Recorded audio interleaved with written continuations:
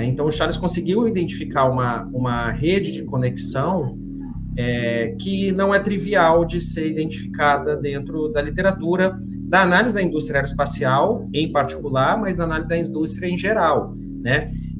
Esse ambiente de complexidade econômica, de estudo de complexidade econômica, procura fazer isso, certo? E o Charles aplicou isso para a indústria aeroespacial de uma maneira muito exitosa, para a gente conseguir encontrar esses fluxos de comércio e conseguir encontrar deficiências e eficiências dos países em cada um dos elos do comércio.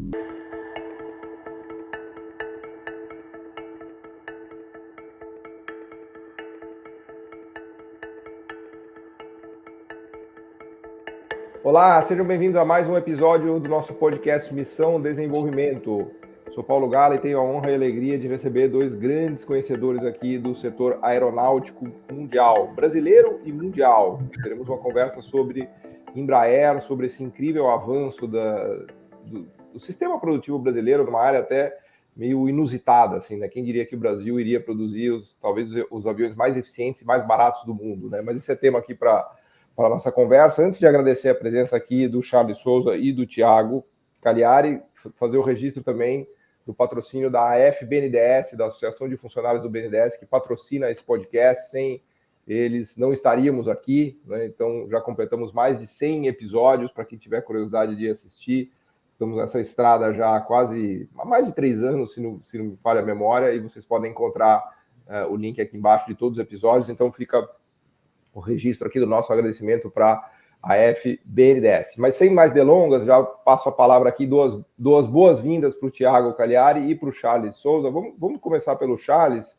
Se você puder falar um pouquinho para a gente da sua trajetória, Charles, depois a gente passa para o Thiago e já mergulhamos nessa conversa que tenho certeza que todos vão adorar, né, entender como é que a gente conseguiu construir uma empresa, não só uma empresa como a Embraer, mas todo o sistema produtivo aeronáutico brasileiro, e também as falhas e os problemas que a gente tem, porque se a Embraer for embora, também a gente corre o risco de perder tudo, é importante dizer isso, né? Mas sejam muito, muito bem-vindos e agradeço a presença. Charles, com você.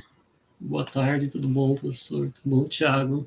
É um prazer estar aqui, né, nesse podcast, falar um pouquinho sobre mim. Eu sou economista de formação, me formei na USP em 2009, e me formei no mestrado na Unesp. Na USP eu fui orientado pelo professor Sérgio Caneblé, na Unesp eu fui orientado pelo professor Mário Poças. Me formei em 2017. E, de maneira um pouco inusitada, eu ingressei no ITA, né? Apesar do ITA ser uma instituição de tecnologia, né, de engenharia em essência, existem programas lá dentro que cabe a aplicação desse tipo de análise que eu fiz, né? Análise um pouco política, um pouco econômica. Há uma linha de pesquisa dentro do programa de Ciências e Tecnologias Espaciais, um programa voltado para a gestão tecnológica, onde eu consegui ingressar em 2019 e acabei de concluir meu doutorado agora, que é sobre o setor aeroespacial mundial, né?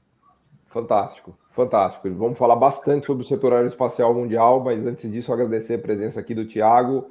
Também, Thiago, conta um pouquinho para a gente do que você está aprontando. Sem você não estaríamos aqui, porque você que fez todas as conexões, né? Então você é o pai da criança aqui dessa conversa. Seja bem-vindo. Agradeço de novo por você ter aceitado. Obrigado, Paulo. Muito obrigado. Boa tarde a todos. Boa tarde, Charles, Paulo. É uma honra estar aqui, tá? Para mim é um podcast muito importante para aquilo que a gente trata em relação à relevância da indústria brasileira, né? Das políticas necessárias para a indústria.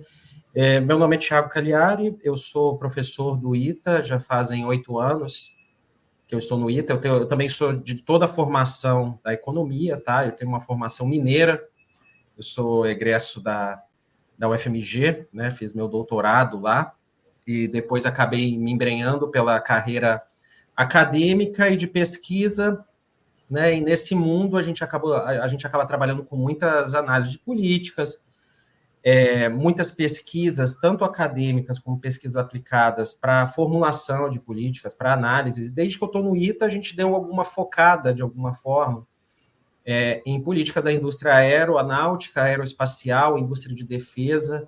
Então, isso acabou entrando um pouco no ambiente de estudos, né, pelo grau inerente de atuação do ITA, né? E aí, nesse inteirinho, o Charles apareceu, querendo fazer o doutorado, né? Fez uma tese brilhante, muito interessante sobre a indústria aeroespacial como um todo, e a gente está aí, né, para tentar contribuir naquilo que for possível, naquilo que a gente conhecer.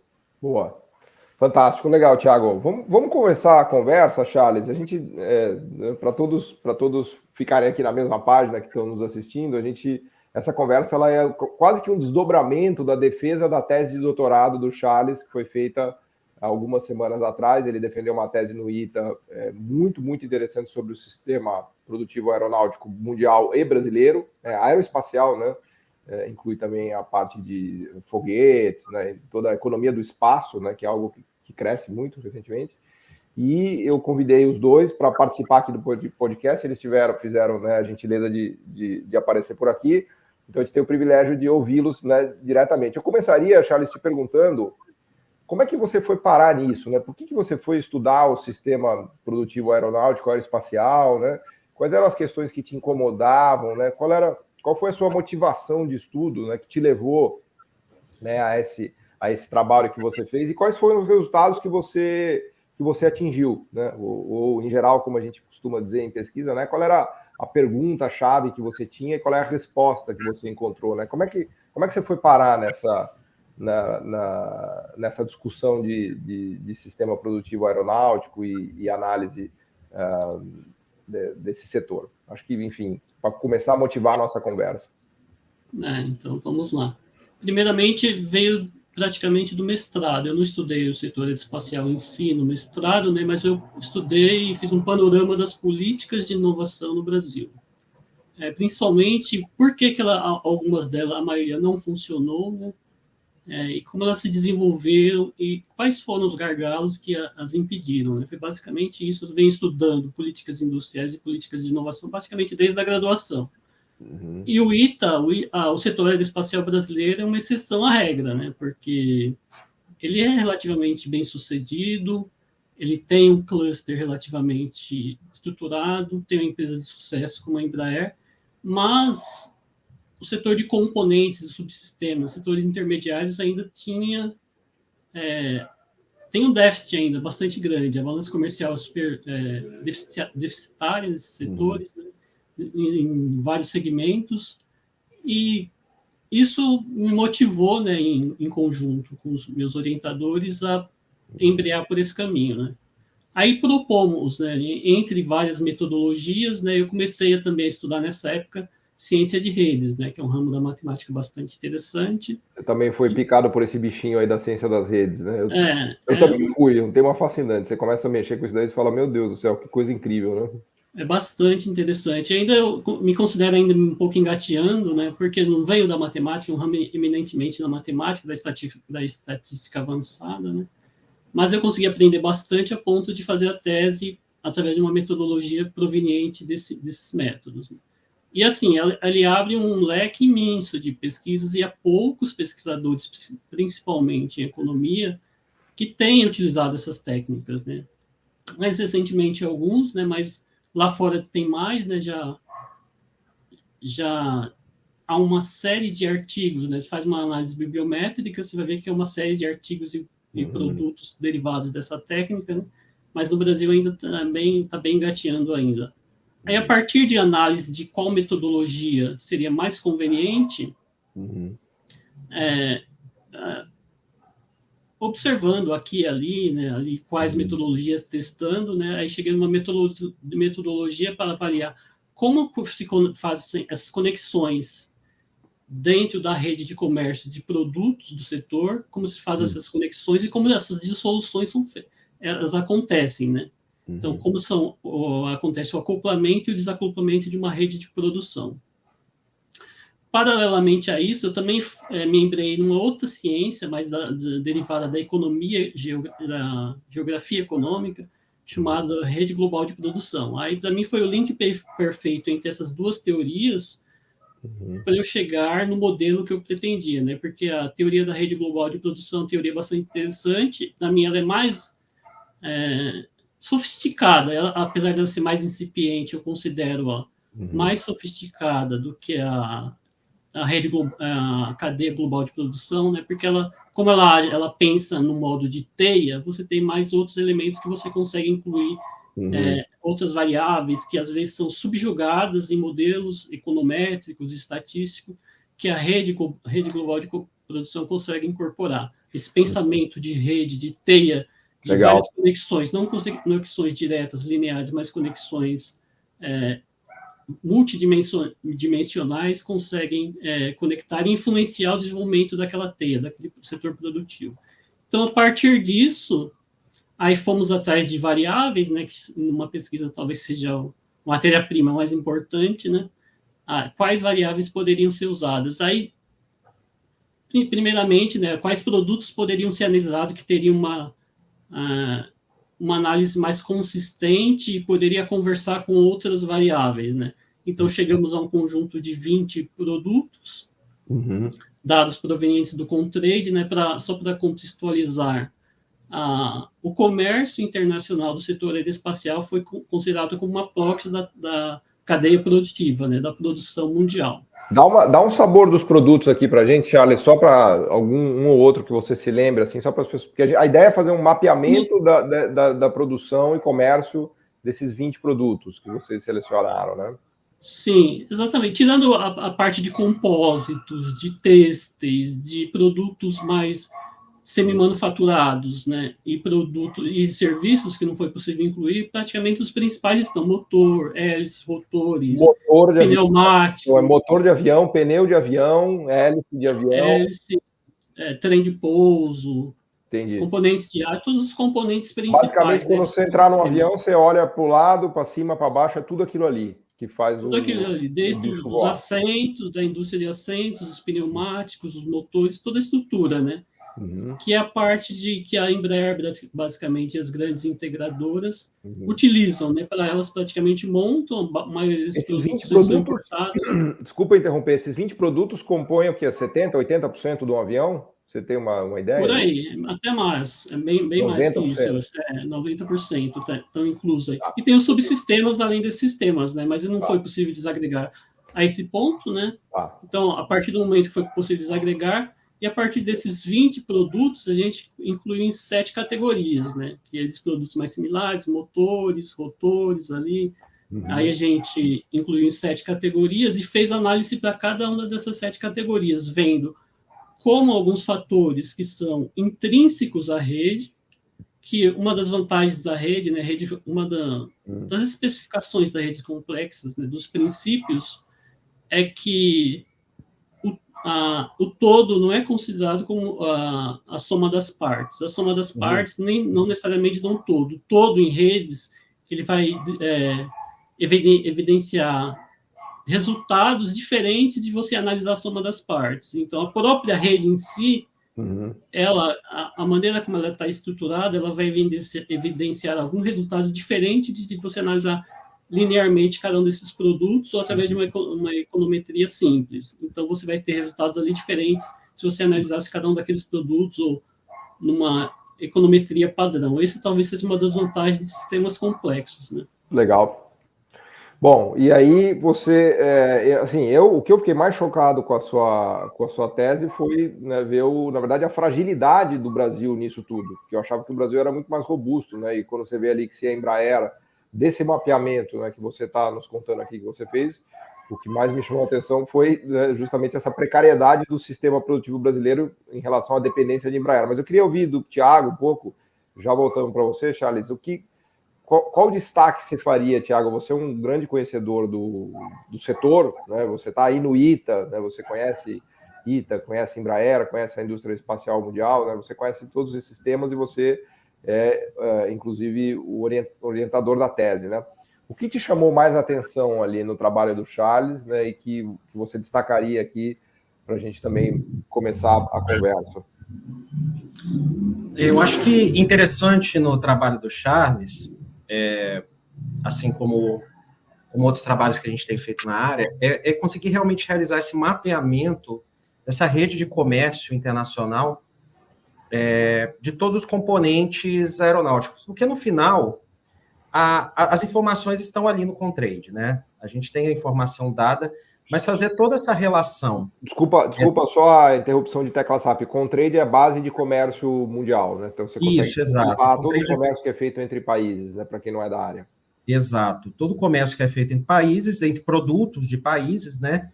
Os produtos são classificados em um código, né? Que chama de um código do sistema harmonizado, que no Brasil é o mesmo código da NCM, que a gente também tem essa base para o Brasil, né? E a gente consegue identificar dentro dessa base da onde esse produto saiu e para onde esse produto foi, né? Tem fluxos de importação e exportação.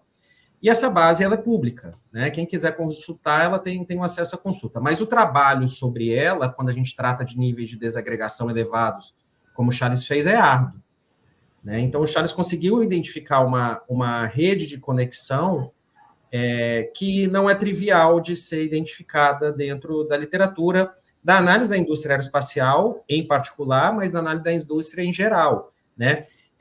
Esse ambiente de complexidade econômica, de estudos de complexidade econômica, procuram fazer isso, certo? E o Charles aplicou isso para a indústria aeroespacial de uma maneira muito exitosa, para a gente conseguir encontrar esses fluxos de comércio e conseguir encontrar deficiências e eficiências dos países em cada um dos elos do comércio, né? Então, assim como você falou, Paulo, quando eu comecei a estudar a indústria aeronáutica, eu também imaginava que nós éramos muito mais fortes do que, na verdade, nós somos. Eu cheguei no ITA, eu lembro quando eu cheguei, imaginando que nós tínhamos uma indústria pujante em toda a cadeia produtiva, né? E isso não é verdade. Você achou que você estava nos Estados Unidos, na França, e você descobriu que estava no Brasil. Exato. Né? E aí você chega em São José dos Campos, que é a meca da indústria aeronáutica do Brasil, né? Se a gente pega as principais empresas da indústria aeronáutica, elas estão em São José. E você vê que... Se desse um chute assim, quantas 70% das empresas estão em São José? Qual o chute que você daria? Provavelmente de 70% a 85%. Cara, é um fenômeno municipal, então, não é nem nacional, né? O município de São José acabou a indústria aeronáutica. Né? Exatamente. E você pode dizer que tudo isso teve um nascimento muito forte da Embraer, que nasceu dentro do ITA, né? O começo da Embraer é num galpão que está ali dentro do ITA até hoje. Então, tudo isso nasceu desse ambiente. Mas a gente tem hoje indústrias em Minas Gerais, a gente tem indústria no Rio Grande do Sul, a gente está sendo formulado um polo da indústria aeronáutica na Bahia, perto do Senai Cimatec, né, que deve ser muito importante, mas o que a gente tem de grande valor hoje aqui é isso. Mas aí o Charles conseguiu trazer esse horizonte para a gente identificar também alguns países que às vezes a gente não tem noção que eles têm tanta importância e relevância em determinados elos da cadeia, né? Ele consegue fazer essa identificação e fazer algumas correlações com determinadas variáveis que são importantes para esse tipo de relação, né? Eu acho que a gente vem trabalhando com isso há algum tempo.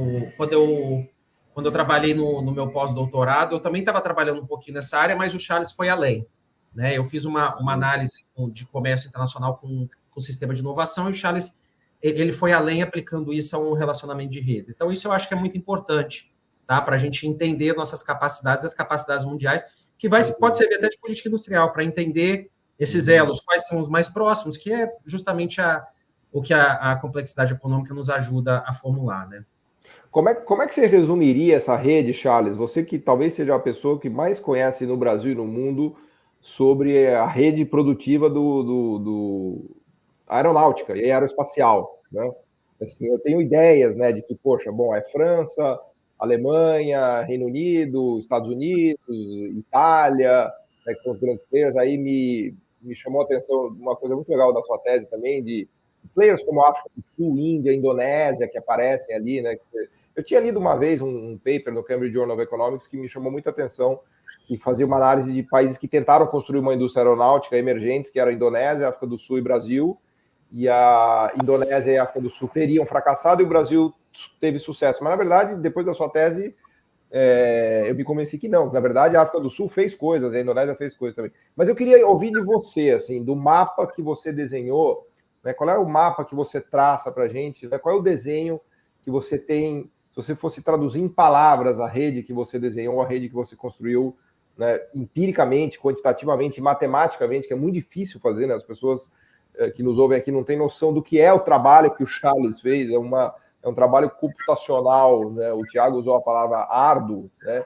Mas é árido, né? realmente um deserto aquilo, é uma quantidade de trabalho insana que tem que ser feita para manipular e desenhar e construir essas redes. Mas se você pudesse trazer, dando vida aqui num desenho animado, Charles, vou te pedir até uma coisa meio heróica, assim, né? Como é que você traduziria essa sua rede num cartoon aqui, num desenho animado para as pessoas entenderem? Qual é o mapa do sistema produtivo aeroespacial planetário e brasileiro? Como é que você desenharia isso para uma criança de 5, 6, 7 anos? De 10, minha filha fez 11 anos, de 11 anos. Né? É um sistema complexo, né? Bastante complexo, de difícil entrada, não é um sistema fácil de entrar, né? As variáveis indicam isso, uma variável de aresta que eu fiz, elas indicaram essa dificuldade. Primeiramente, é bom pontuar, né, que o outlier que é os Estados Unidos. Os Estados Unidos são incomparáveis, é difícil, né? Você tem que separá-lo, ele não dá para compará-los com mesmo com Airbus e Europa, os Estados Unidos está bem adiante. Está bem adiante, é impressionante como eles têm um sistema bastante consolidado. E eles são tão grandes, que eles, apesar de ter um mercado, uma indústria interna de componentes e subsistemas relevante, e ter uma parceria muito proeminente com o México, né, ali com clusters mexicano, eles também conversam com praticamente o mundo todo. Então, assim, é incomparável como eles lideram, né? Um dos pontos da pesquisa foi analisar a centralidade, né? Centralidade de grau, né? Eu analisei 3, né? Grau, proximidade e intermédio, né? Eles se destacam em praticamente as 3, lideram praticamente as 3 em todos os cenários analisados, né? Em todos os grupos analisados. Então, pontuado isso, que os Estados Unidos uma espécie de um concordo do setor, a Europa, bastante importante, né?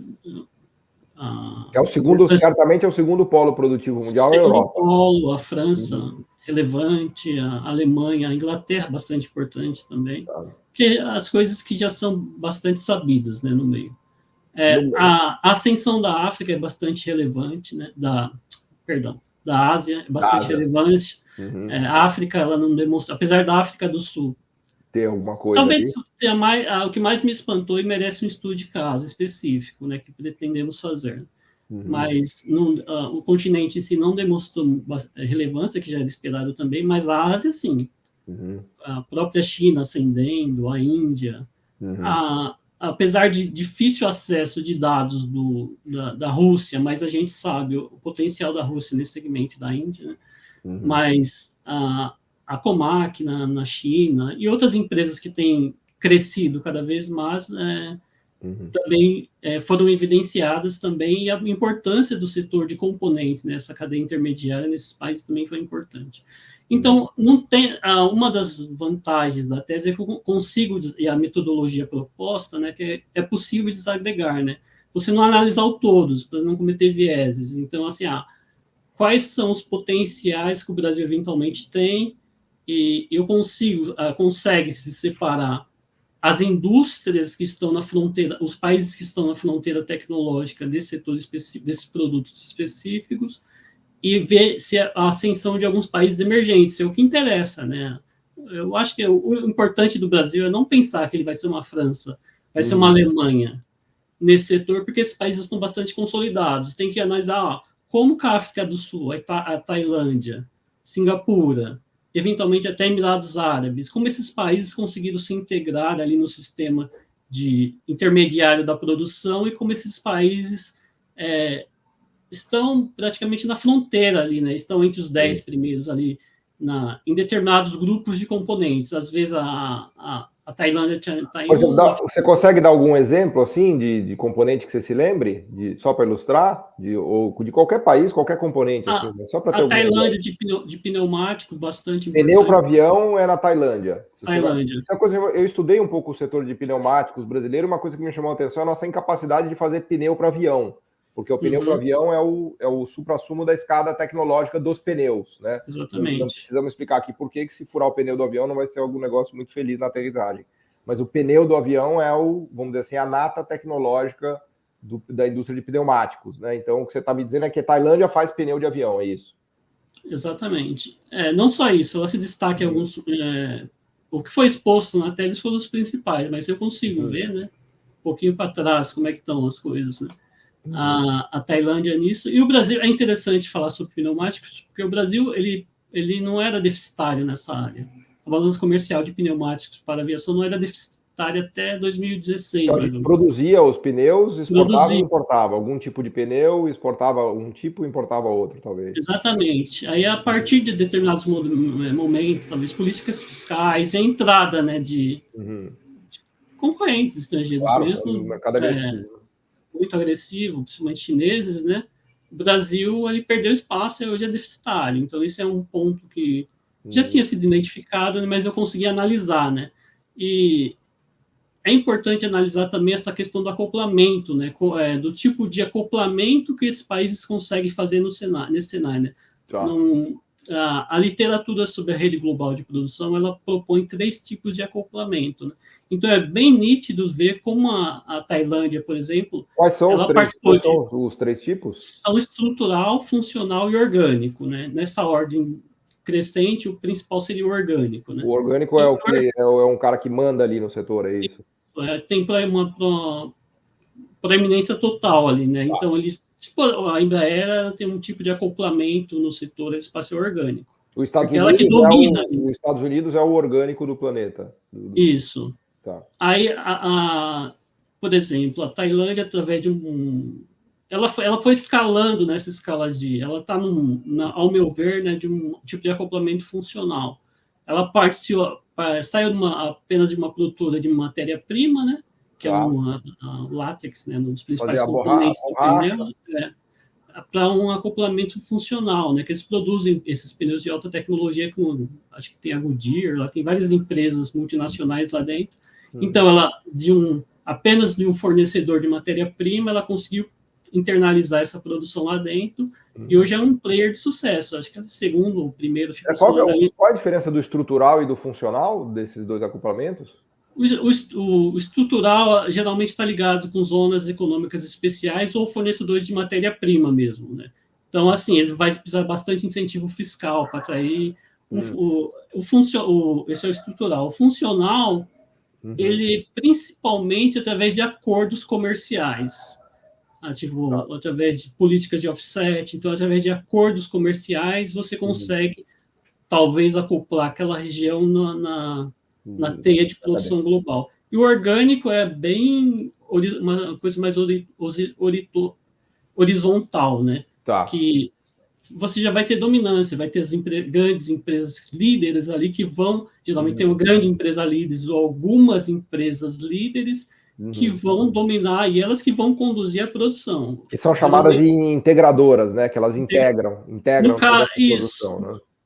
As integradoras são, por essências, orgânicos, né, o tipo de acoplamento orgânico, mas não só integradoras. Às vezes, uma grande produtora de motores também ela pode ser... É um integrador, você tem que integrar o motor, porque o motor também tem um monte de partes que são feitas em vários lugares. Exatamente. A Rolls-Royce e outras ali, ela domina aquele setor ali. Então, ela que comanda onde vai ser a produção vai acontecer aqui ou acolá. No Brasil, se não tivesse a Embraer nesse sentido, tava meio ferrado, porque ela é a integradora brasileira e ela que coloca parte relevante da produção no território brasileiro, né? Eu imagino que a função da integradora seja essencial para determinar a localização das plantas, dos fornecedores e tudo mais, né? Exatamente, ela que orquestra todo esse sistema, né? Todo o sistema de produção é orquestrado pela empresa integradora, né? Na questão do setor espacial. Tá. E um dos problemas é esse. Lembra que há poucos anos atrás a Embraer quase foi vendida, né? Se fosse comprada pela Boeing, a indústria aeroespacial brasileira poderia ser dizimada, né? Dizimada. A São José embicaria, né? São José dos Campos embicaria porque exatamente isso, né? Uma das ideias da tese, eu sei que é bastante ambiciosa, né? Só sugestões, como tem vários outros estudos já não é o primeiro, né? Existem um monte de estudos sobre isso, né, preocupados com essa questão de adensar o setor de componentes, o setor intermediário brasileiro, os sistemas e componentes do setor aeroespacial brasileiro. Então, assim, uma das ideias foi essa, principalmente depois que, foi bem no começo do doutorado, né, quando eu estava no começo do doutorado, 2019, por ali, que estava essa conversa, né, de A Boeing, por motivo, é a Boeing que resolveu, né? Por um mau motivo, né? Com problema na produção de avião, de queda de avião, a Boeing entrou no... Aliás, até hoje, a Boeing está sofrendo ainda com problemas de aviões, com uma série de falhas, né? Ela entrou numa espiral aí. Tem até um seminário da Netflix que é assustador, não sei se você assistiu, chama Downfall, que eles contam um pouco dessa história da Boeing, da perda da capacidade de engenharia, né? Ela entrou ali num buraco problemático, né? Sim, a engenharia da Embraer é brilhante, né? Para não falar que é superior à da Boeing, vamos falar que é brilhante, né? É brilhante, assim, a Embraer é excelente, assim, a empresa, assim, ela não é totalmente mais nacional, mas ainda o cerne dela ainda é o Brasil, né? Ela foi basicamente internacionalizada. Mas né? centro de inovação, centro de pesquisa ainda está baseado no Brasil. Está baseado no Brasil. Eu sei que a Embraer tem, por exemplo, uma planta na Flórida para fazer os jatos regionais, tem uma planta produtiva em Portugal, em Évora, para fazer peças e tudo mais, mas imagino que o coração do sistema de inovação da Embraer ainda é brasileiro, né? Vamos aproveitar que o Thiago caiu, mas voltou aqui, que um tema que eu queria explorar com vocês, e vou passar para o Thiago, é o tema do o que tem na mesa para o Brasil fazer, o que o Brasil deveria fazer diante desse cenário, né? O Charles falou que, olha, o Brasil não vai virar uma França, uma Alemanha, nos Estados Unidos, mas o Brasil tem caminhos tem asas para voar, né? Com o perdão da piada infeliz. Por onde que o Brasil poderia, então, tentar alçar voos, Thiago? O que está na mesa para a indústria aeroespacial brasileira? Né? Por onde a gente pode avançar, né? Enfim. Certo. Eu acho que é importante realmente a gente salientar que o primeiro ponto que o Charles destacou, nós não estamos no eixo principal da indústria aeronáutica do mundo. Então, quando a gente fala principalmente de equipamentos de alto valor agregado, estar no eixo muitas vezes é muito importante, né? Então, é bem provável que a gente tenha poucas capacidades de atração, por exemplo, de produção de motor. Tá. É muito difícil trazer um motor para ser produzido aqui. Né? A gente fez uma pesquisa. Produzir turbina no Brasil vai ser um sonho de possível, talvez. Exato. A atração de demanda é a Embraer. E se a gente compara a atração de demanda da Embraer com a atração de demanda da Boeing e da Airbus, é infinitamente inferior. Né? A gente não está na mesma escala. Claro. A gente está falando de empresas que são centenas de vezes maiores em valor de mercado. Então, não é a mesma coisa, a gente tem que ter essa capacidade de entendimento. Né? Então, a gente estava fazendo a gente fez, eu, o Charles e outras pessoas, outros professores, participando de uma pesquisa um tempo atrás, conversando com especialistas mundiais, e eles até nos indicavam essa realidade de falar, olha, talvez... e essa indicação do Charles e o que a gente vê de capacidade na indústria brasileira, a gente vê que a gente tem nichos específicos que provavelmente a gente tem muitas capacidades de entrada para crescer e galgar a capacidade tecnológica nesses nichos inferiores. Se a gente olha o tecido produtivo brasileiro da indústria aeronáutica, ele é basicamente o que a gente pode chamar de esgarçado. Ele tem uma grande integradora. Depois, aqui no meio, desses componentes de sistemas de alto conteúdo tecnológico, a gente não tem nada. Vou falar nada e depois eu mudo. Isso aí isso é a parte de sistemas de navegação, de softwares, o que é? Quando eu falo nada é porque a gente tem alguma coisa, mas sistema de softwares, motores, esses componentes de maior valor agregado. Tá? Então, isso a gente não tem nada, que são as empresas que se chamam do Tier 2, tá? O Tier 1 é a empresa integradora, o Tier 2 são as empresas de sistemas de maior valor agregado, de maior impacto na produção da aeronave, e depois a gente tem os subsistemas, que são os componentes que agregam nesses sistemas. E alguns outros componentes da aviação que são mais funilaria, né? Pedaços de asa, pedaços de carcaça de avião, e dessas coisas específicas. No Brasil... Tem os assentos, o banheiro, essa coisa mais simples, né? Isso, tem tudo isso. No Brasil, a gente tem alguma capacidade no Tier 3, principalmente aqui próximo da Embraer, que fabrica algumas peças específicas. A Embraer fabrica trem de pouso para alguns aviões dela, o desenvolvimento do KC foi feito aqui. Essa é a ELAB, não é? É a ELAB, exato. Que é uma empresa que a Embraer é dona, mas é uma empresa que, aliás, eu fiquei impressionado, porque eu estudei um pouco essa capacidade de fazer o trem de pouso para carga muito pesada, né? Porque é um trem de pouso para cargueiro, que é diferente do trem de pouso normal, né? Exato. Foi um desenvolvimento muito interessante da ELAB no KC, né? Então, a gente tem essa capacidade e a gente tem uma coisa que é muito importante dentro de toda essa capacidade, que é o que o Charles já falou, que é a capacidade de engenharia. E aí, por isso que eu falei a gente não tem em termos o Tier 2, porque a gente acaba de ter uma empresa que ela foi classificada como Tier 2, que é a AKE. A AKE era uma empresa que nasceu aqui, tá? Ela nasceu fornecendo principalmente soluções de engenharia para a Embraer, mas hoje ela já ganha licitações, ela já ganha contratos a nível do exterior, que ela está participando de um caça na Turquia. Esqueci o nome do caça. Caramba! Tá? Mas a Embraer tem uma capacidade tão grande. Ela está em São José também? Onde fica a AKE? Ela está atrás do Parque Tecnológico de São José, bem atrás. Entendi. Quando você passa no parque, assim, se você olhar para a direita do parque, você vai ver a placa dela. Ela teria potencial de ser uma segunda Embraer, ou talvez a segunda empresa brasileira mais importante do setor? Se a gente chama atenção hoje para empresas brasileiras que talvez tenham essa capacidade de crescimento que a Embraer teve, talvez a AKE seja a principal. Eu diria que a AKE talvez seja a principal. Eu já estou vendo o post do blog, é assim, AKE, nossa nova Embraer, já tô fazendo o post do blog aqui na cabeça já. Mas vai lá, desculpa. Depois eu vou receber ligação deles parabenizando. Boa. Mas eles são muito bons, eu já visitei. Você já fez o merchan deles aí, ó. Eu já visitei eles para essa pesquisa exatamente, e eles realmente têm uma capacidade de engenharia impressionante. Eles participaram ativamente do processo de offset do nosso caça, do FX2, tá? Eles mandaram muita gente para lá. O da Gripen? E o da Gripen, exato. O que é o FX2, desculpa? O nome, a terminação que foi dada na aeronáutica para esse caça quando ele estava para ser comprado, né? O Gripen. O nome FX2 saiu. Chama FX2, tá? Boa, legal. Foi o que saiu. Então, o Gripen, eles participaram ativamente desse offset.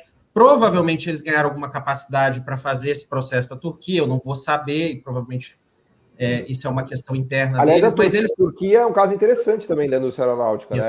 Ela tem avançado e aparece ali no trabalho do Charles também. É um caso de... Claro que tem toda a coisa ali da área de defesa, que eles estão desenvolvendo capacidade bélica, né? Mas vai lá, conclui, Thiago, que eu queria depois voltar para o Charles. Então, eu acho que essa capacidade de engenharia e aquilo que a complexidade econômica ajuda, que é verificar as capacidades próximas de exportação que a gente poderia ter em determinados setores que a gente já tem capacidade, seriam os principais alvos que provavelmente a gente tenha que focar.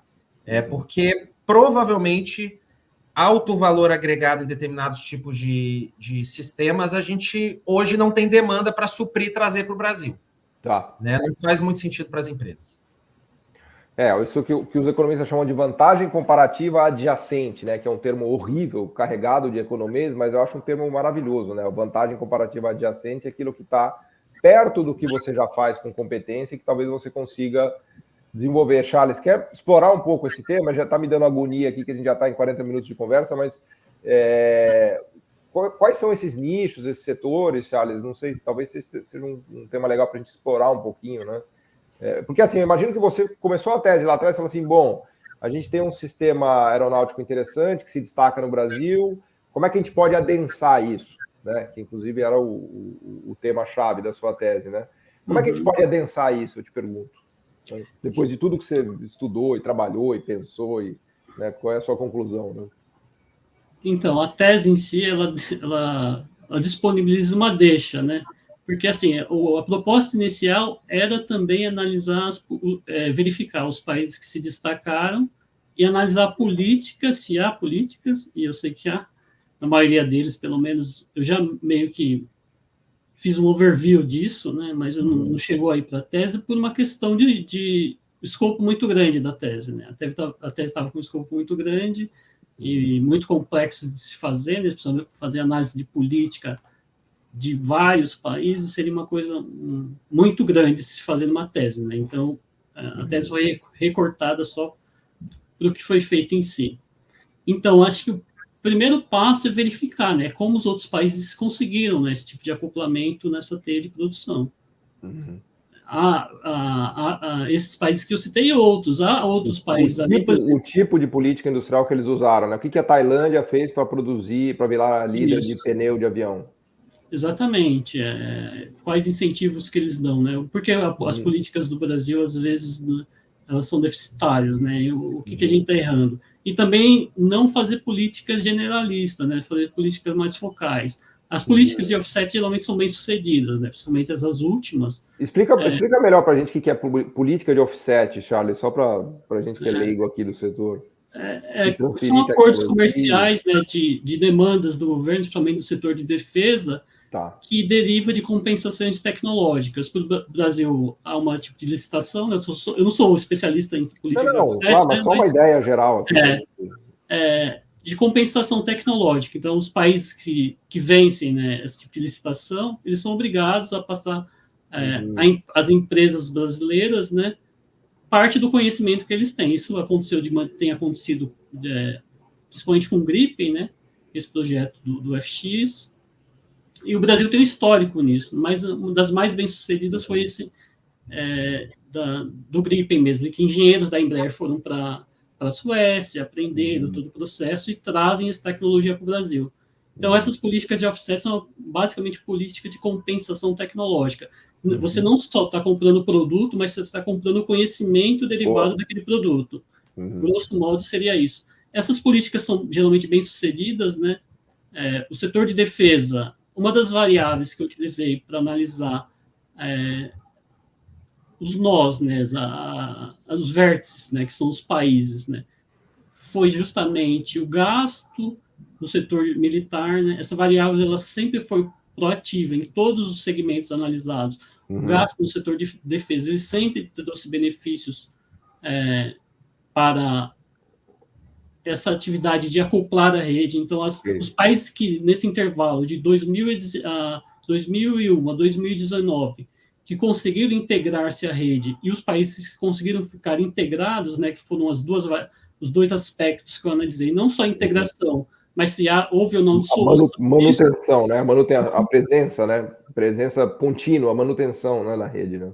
Isso, exatamente. Uma das variáveis mais importantes foi exatamente o gasto no setor de defesa. Essa variável, na maioria dos produtos analisados, ela se mostrou importante tanto para composição de novas ligações, como para a manutenção dessas ligações. Orçamento público para defesa, né? Imagino que os Estados Unidos é gigante, França, Itália, Reino Unido, China, Coreia a África do Sul, Indonésia, todos esses, né?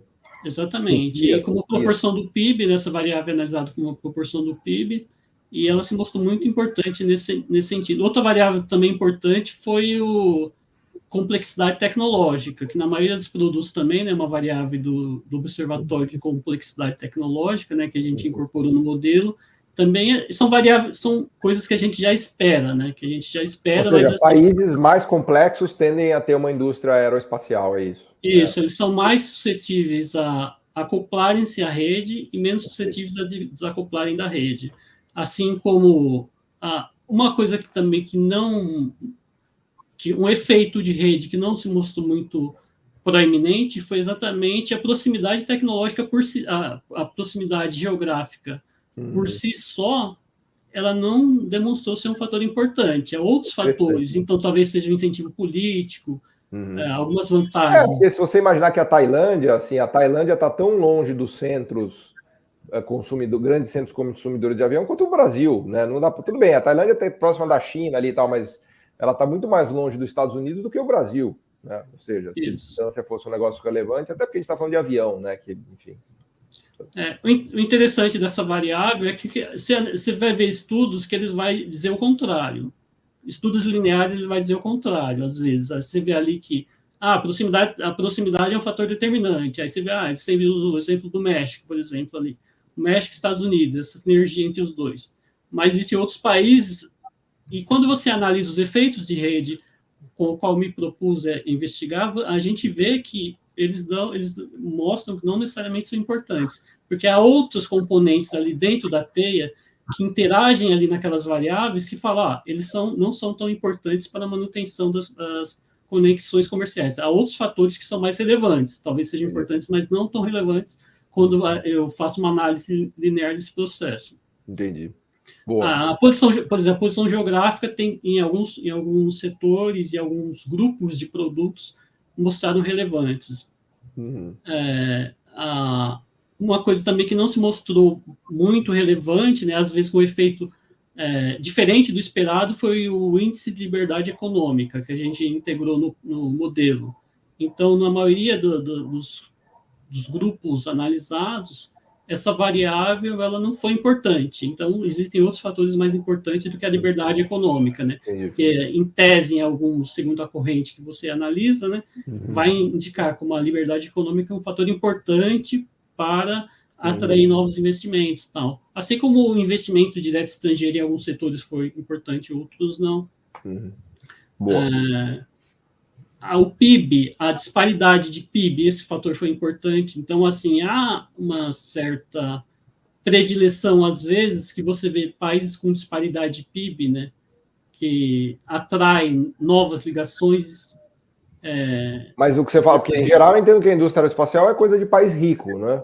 Mas o que você está chamando de disparidade é o nível de renda per capita? Qual que é a variável? Isso, variável de nível de renda de PIB per capita. Então, mas assim, países muito ricos com países em desenvolvimento importantes, tipo Singapura, tipo Tailândia, países que estão se desenvolvendo, né?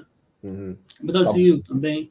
Então, essa variável mostrou que há uma certa predileção, assim. Uma coisa importante também que eu destaco foi... eu analisei também a mutualidade, uma variável que analisa a mutualidade. Se o país A exporta para o país B, qual a probabilidade do país B também exportar para o país A?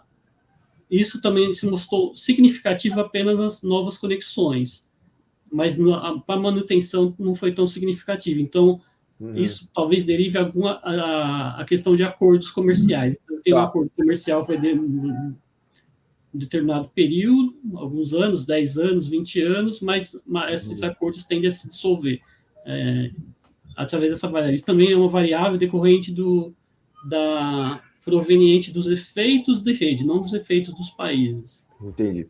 Deixa eu falar.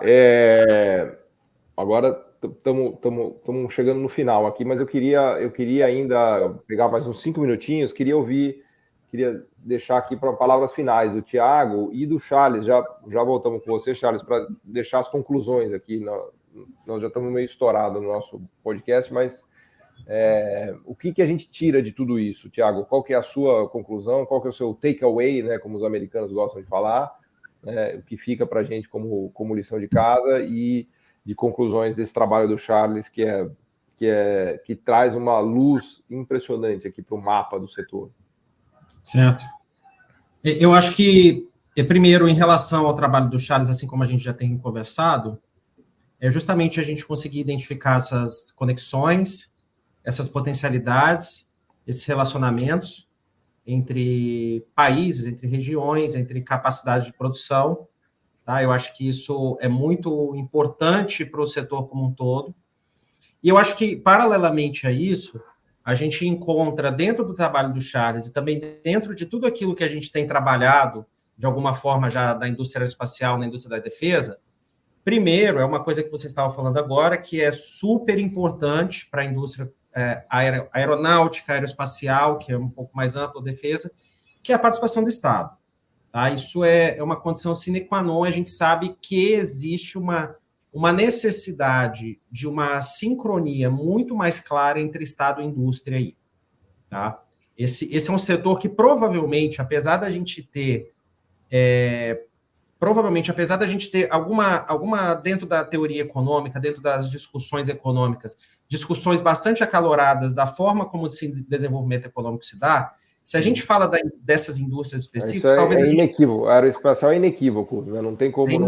Então, você não tem muita discussão. Você sabe que isso acontece dessa forma, você sabe que a defesa é muito importante porque você tem uma condição de spin-in, spin-off, que é transbordamento para dentro ou para fora, tanto da defesa para o setor civil, quanto do setor civil para o setor de defesa. Eu gosto de falar da história da Boeing. Você não conta a história da Boeing sem o Estado americano, né? Qualquer curva da história da Boeing está o Estado americano lá. Você pode procurar. Claramente. Todas as demais grandes deles lá também, isso é claro. Então, isso não tem muita discussão. A gente sabe que isso é necessário, e se a gente sabe que isso é necessário e a gente quer praticar algo para o Brasil, o Estado tem que estar presente. O Estado tem que entender o papel dele e saber qual que é a melhor forma dele atuar. Né? Então, isso levanta toda a discussão que a gente tem sobre a questão da Boeing Embraer, que já passou, né, mas que foi uma falta de atuação do Estado, né? Na verdade, ele se retirou de alguma forma, mas a gente tem que ter essa participação e saber que a defesa é muito importante para tudo isso. Então, o orçamento da defesa é importante, né? Se a gente está falando de indústria aeroespacial, a gente está falando de tecnologia em geral. A gente também tem vários estudos sobre essa relação específica. Então, acho que isso tudo fica como ensinamentos e como estratégias de pesquisa e agendas de pesquisa, tá? Porque o trabalho do Charles também lança uma luz, mas ele lança uma luz para que se outras coisas também sejam continuadas a serem pesquisadas. Boa. Fantástico, legal. Charles, palavra final é sua aqui. O que você nos deixa da conclusão de todo esse voo aí que você fez, toda essa empreitada, né, de estudo do setor aeroespacial brasileiro e mundial? Acho que o professor Thiago fez um resumo bastante claro, né, quais são os caminhos, né, que a gente tem que seguir. Não existe esse setor sem a presença do Estado, né? Mas uma coisa que eu pontuo também é a forma como o Estado deve interagir com os setores, né? As políticas específicas para o setor. Né? Porque não adianta fazer políticas genéricas e sem objetivos claros. Uma política mais orientada mesmo, né? Tá. Onde estamos, quais setores são estratégicos e aonde queremos chegar. Então, a minha tese, né, o estudo que a gente tem feito é exatamente isso. Jogar uma luz geral, olha, quais são os caminhos que a gente pode começar a pesquisar um pouco mais, né? E, a partir disso, propor políticas focadas, e políticas direcionadas, sem generalizações. Eu acho que esse é mais ou menos o caminho, né? Trazer luz a essas questões, trazer um importante enfoque nisso, né? Principalmente analisar de ponta a ponta, né? Desde a concepção da política até a contrapartida das empresas, né? Que esse é um problema, talvez, que é pouco analisado, né? Às vezes lança as políticas setoriais, linhas de crédito setoriais, as empresas demandam aquele recurso, mas, assim, não tem nenhum tipo de controle, de avaliação, se chega nos resultados. Então, políticas mais orientadas, específicas, com objetivos específicos, eu acho que talvez esse seja o caminho mais proativo nesse setor, né? Boa. Principalmente. Boa. Fantástico. Muito bom, muito bom, muito bom. Agradecer aqui os professores Thiago Cagliari e Charles Souza, parabenizar pelo trabalho, né, dos dois, né, mais especificamente o Charles que fez, mas o Thiago também na orientação, né, e tenho certeza que todos que assistiram aqui, nos ouviram, vão adorar aqui, saber mais desse mapa, né, dessa coisa incrível que o Brasil fez, que foi a Embraer e todas as empresas, né? Já vou escrever o post no blog aqui da AKL, né? E vou deixar também a referência aqui da tese do Charles, para quem quiser ler a tese. É um pouco árida, né? O tema é árido, a tese é árida, é um tema denso, é um tema técnico, né? Mas muito, muito bem feito e traz um mapeamento incrível do setor. Muito, muito obrigado aos dois, foi uma honra, uma alegria poder recebê-los aqui. Valeu, obrigado. Obrigado, Paulo. Boa tarde. O podcast Missão Desenvolvimento é uma realização da AFB-NDS, Associação de Funcionários do BNDES, e vai ao ar semanalmente em todas as plataformas digitais. O programa tem direção de Felipe Peçanha, produção de Tatiana Gurgel e edição de Pedro Rocha. Para saber mais, acesse nosso site www.missãodesenvolvimento.com. Você também pode assistir a outros episódios já gravados nos canais do Missão Desenvolvimento e da AFB-NDS nas redes sociais. Até a próxima!